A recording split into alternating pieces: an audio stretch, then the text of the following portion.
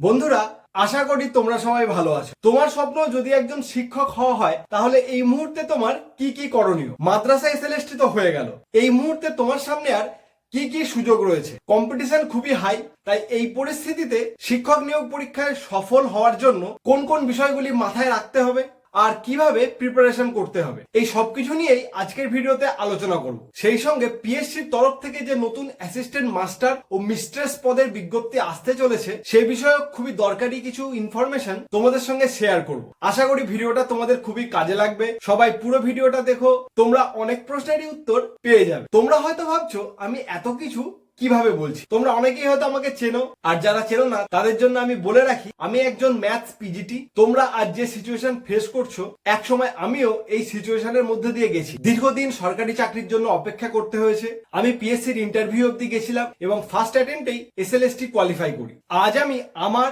এবং আমার বেশ কিছু সফল বন্ধু ও সিনিয়রদের থেকে জানা খুবই গুরুত্বপূর্ণ কিছু এক্সাম টিপস তোমাদের সঙ্গে শেয়ার করব। প্রথমেই বলি, এই 2024 সালটা কিন্তু তোমাদের জন্য খুবই গুরুত্বপূর্ণ। মাদ্রাসা এসএলএসটি পরীক্ষা হয়ে গেল, এখন তোমাদের সামনে আরো 4টে অত্যন্ত গুরুত্বপূর্ণ চাকরির সুযোগ রয়েছে। প্রথমেই যে চাকরির কথা বলবো সেটা হলো পিএসসি অ্যাসিস্ট্যান্ট মাস্টার ও মিস্ট্রেস এক্সাম। এই এক্সামের গ্যাজেট অলরেডি প্রকাশ হয়ে গেছে এবং খুব তাড়াতাড়ি পিএসসির অফিসিয়াল এক্সাম নোটিফিকেশন আসতে চলেছে। দীর্ঘদিন পরে আবার এই পিএসসির এক্সাম হতে চলেছে এবং যেটুকু খবর পাওয়া যাচ্ছে, সিট সংখ্যা কিন্তু অনেকটাই থাকবে, প্রায় 1,500 মতো। এই ভ্যাকেন্সি কিন্তু বাংলা মিডিয়াম এবং ইংলিশ মিডিয়াম দুক্ষেত্রেই থাকবে। বন্ধুরা, তোমরা যারা অলরেডি মাদ্রাসা এসএলএসটি এক্সাম দিলে, তাদের কিন্তু সাবজেক্ট প্রিপারেশন অনেকটাই হয়ে আছে, কাজেই একদম কিন্তু আর রেস্ট নেওয়ার সময় নেই। মাদ্রাসা এক্সাম কিন্তু একটা টাইপ, আর এই এক্সাম গুলো খুবই হিউজ টাইপের। এখানে কোশ্চেন প্যাটার্ন অনেকটাই আলাদা এবং অনেক স্ট্যান্ডার্ড। পিএসসি এক্সামের কম্পিটিশন কিন্তু সব থেকে হাই থাকে। যেহেতু পিএসসি শিক্ষক হতে পারলে সুযোগ সুবিধা অনেকটাই বেশি থাকে,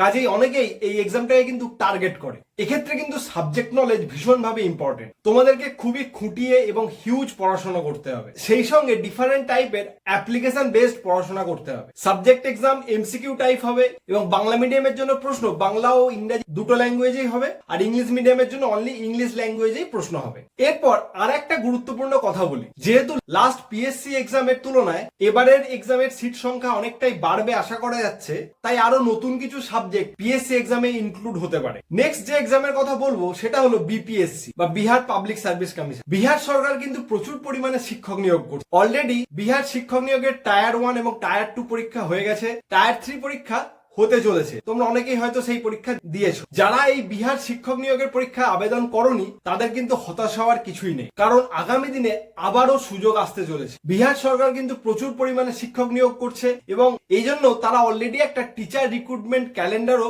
প্রকাশ করেছে, যেখানে বলা হয়েছে প্রত্যেক বছর অগস্ট মাসে শিক্ষক নিয়োগ করা হবে। নেক্সট যে পরীক্ষার কথা বলবো সেটা হলো ইউপিএসএসসি এবং ঝাড়খণ্ড এসএসসি। বিহার শিক্ষক নিয়োগের পাশাপাশি উত্তরপ্রদেশ এবং ঝাড়খণ্ডেও কিন্তু বেশ ভালো পরিমাণে শিক্ষক নিয়োগ করা হয়। আমার পরিচিত অনেক বন্ধু উত্তরপ্রদেশ এবং ঝাড়খণ্ড এসএসসি দ্বারা অলরেডি কর্মরত, কাজেই এই পরীক্ষা দুটোর দিকেও আমাদের লক্ষ্য রাখতে হবে। এবং এই এসএসসি পে স্কেল কিন্তু যথেষ্ট ভালো হয় এবং একদম কেন্দ্র সরকার নির্ধারিত পে স্কেলের প্রায় কাছাকাছি। সুতরাং বুঝতেই পারছো, এগুলোও কিন্তু যথেষ্ট ভালো অপশন শিক্ষকতার পেশা হিসেবে নিজেকে প্রতিষ্ঠিত করার জন্য। সর্বশেষ যে পরীক্ষার কথা বলবো সেটি হলো আমাদের বহু প্রতীক্ষিত এসএলএসটি এক্সাম। দেখো বন্ধুরা, এসএলএসটি এক্সাম কিন্তু অবশ্যই হবে। এই পরীক্ষার সিলেবাস কিন্তু অনেকটাই বেশি এবং কোশ্চেন স্ট্যান্ডার্ডও কিন্তু মাদ্রাসার থেকে অনেকটাই হাই হয়। বন্ধুরা, আমরা অনেকেই যে ভুলটা করে ফেলি সেটা হলো ধৈর্য হারিয়ে ফেলি, এবং আমার অনেক পরিচিত পরীক্ষার্থীদের সঙ্গে কথাবার্তায় শুনেছি, তারা এটা মনে করছে জাস্ট কমার্স প্রিপারেশন নিয়ে মাদ্রাসা এসএলএসটি এক্সাম তো ভালোই দিলাম, তাই এই এসএলএসটিও 1-2 মাস পরে মাদ্রাসার মতোই ভালোভাবে দিয়ে দেবো এবং পেয়ে যাব। বন্ধুরা, এখানেই কিন্তু তোমরা ভুলটা করে ফেলবে। আমি জানি এখন কোনো এসএলএসটি অ্যাড বেরোয়নি, কাজেই ধৈর্য ধরে এবং লক্ষ্য স্থির রেখে একভাবে প্রিপারেশন চালিয়ে যাওয়া অতটাও সহজ নয়। কিন্তু বন্ধুরা, এই ভুলটা আমাদের একদমই করলে চলবে না। দেখো, জাস্ট কয়েক মাস আগেই মাদ্রাসা এসএলএসটি ফর্ম ফিল আপ করলে, আর দেখতে দেখতেই কয়েক মাসের মধ্যেই এক্সামটা হয়ে গেল। হয়তো 5% রিজার্ভেশন মামলা না থাকলে আরো আগে পরীক্ষা হয়ে যেত। কাজেই বুঝতে পারছো, অ্যাড বেরোনোর পর সময় কিন্তু আর একদমই থাকবে না। তাই যারা এই সময়টা রিল্যাক্স করতে থাকবে, তারা কিন্তু বছরের পর বছর শুধু এক্সামই দিতে থাকবে, আলটিমেটলি লক্ষ্য পূরণ আর হবে না। তো বন্ধুরা, এখন আমাদের একটাই কাজ, সাবজেক্টকে পুরো গুলে খেয়ে নেব। সেই সঙ্গে সাবজেক্ট থেকে যত রকম টাইপের অ্যাপ্লিকেশন বেসড প্রশ্ন হতে পারে সবকিছু প্র্যাকটিস করতে থাক। এক্সাম প্রিপারেশন নিয়ে আরো একটি স্পেসিফিক ভিডিও আমি বানাবো, সেখানে আমি আরো স্পেশাল ভাবে তোমাদের সবকিছু বলে দেবো এবং খুবই ইম্পর্টেন্ট কিছু টিপসও দিয়ে দেবো। দেখো বন্ধুরা, এসএলএসটি এক্সাম কিন্তু হবেই এবং এখানে ভ্যাকেন্সিও অনেকটাই থাকে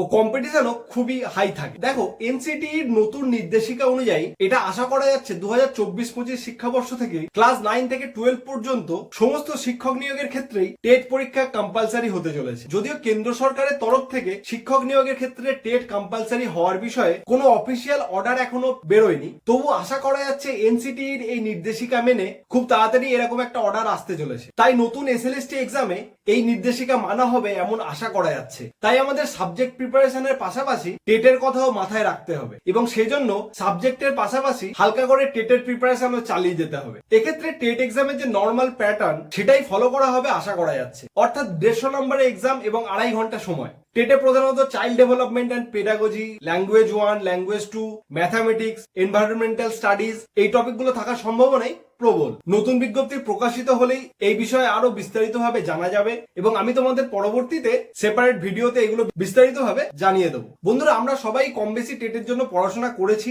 তাই টেটের জন্য এখনই কোনো নতুন বই কেনার দরকার নেই। তোমাদের যার কাছে যা বই আছে সেখান থেকেই হালকা হালকা করে একটু প্র্যাকটিস করতে থাকবে। Specially child development and pedagogy, language pedagogy গুলো, সেই সঙ্গে ম্যাথস এবং এনভায়রনমেন্টাল স্টাডিজটাও কিন্তু হালকা করে প্র্যাকটিস করতে হবে। ম্যাথের জন্য নানা রকম ভিডিও আমি বানাতেই থাকি, তোমরা অবশ্যই আমার চ্যানেলটা খেয়াল করো এবং সাবস্ক্রাইব করে রেখো। তোমরা এখানে টেট সহ বিভিন্ন রকম কম্পিটিটিভ এক্সামের ম্যাথস ক্লাস পেয়ে যাবে। এখানে আমি বেসিক ম্যাথস সহ বিভিন্ন শর্টকাট টেকনিকও আলোচনা করি। এসএলএসটির জন্য কিভাবে স্মার্টলি প্রিপারেশন করতে হবে সে বিষয়ে জানতে এই ভিডিওটা অবশ্যই দেখো। বিভিন্ন রকম ম্যাথসের জন্য এই ভিডিওটা একবার দেখতে পারো। বন্ধুরা, আশা করি ভিডিওটা তোমাদের জন্য খুবই হেল্পফুল হয়েছে। ভালো লাগলে অবশ্যই লাইক করো, সেই সঙ্গে সবার সঙ্গে শেয়ার করো। চ্যানেলে নতুন এসে থাকলে সাবস্ক্রাইব করতে ভুলো না, কেননা আমি এরকমই সব দরকারি টপিকে ভিডিও বানাতেই থাকি। খুব তাড়াতাড়ি পরবর্তী ভিডিও নিয়ে আমি হাজির হব। সবাই সঙ্গে থেকো, খুব ভালো করে প্রিপারেশন নাও। Take care.